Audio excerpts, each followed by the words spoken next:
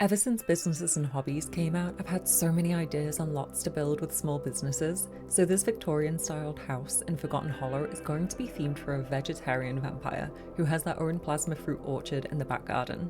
I personally find it frustrating playing with vampire sims unless I just let them run wild in drinking every sim they see, because it gets so tedious keeping up with their thirst need. So I felt like building a house dedicated to providing plasma fruit to your sims you're playing with, as well as to others in the world, would be a fun build prompt. For the actual house, I made it a 3-bedroom, 2-bathroom, and 1 office home. The kids' bedroom even has 2 beds in it, so there's plenty of family space. I used so much life and death in this build since I think it works so well with the vampires' assets, and I honestly prefer them to a lot of what we got in that game pack. The more muted colours are way more my vibe and feel a lot more spooky in comparison to the bright colours that are all over a lot of the vampires' furniture.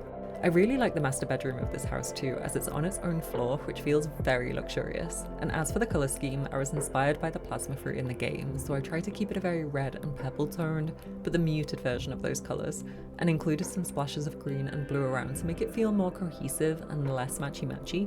Because of the Cozy Bistro Kit assets, like the dining chairs, which had this gorgeous purple tone to the cushions, I also ended up combining the very maroon toned wood from Life and Death with the more orangey yellow tone to the kitchen cabinets and other accents, mostly because that's the wood tone on those Cozy Bistro items, but I think they somehow work here despite not being my favourite colour combo. The garden is of course the main feature, with a long strip of grass for the plasma fruit trees for your sims to tend to, and then through the back door any guests can also find the bar area, which I thought would be a nice addition to any small businesses you may have here, so you can prepare everyone with plasma chain drinks. But what do you think?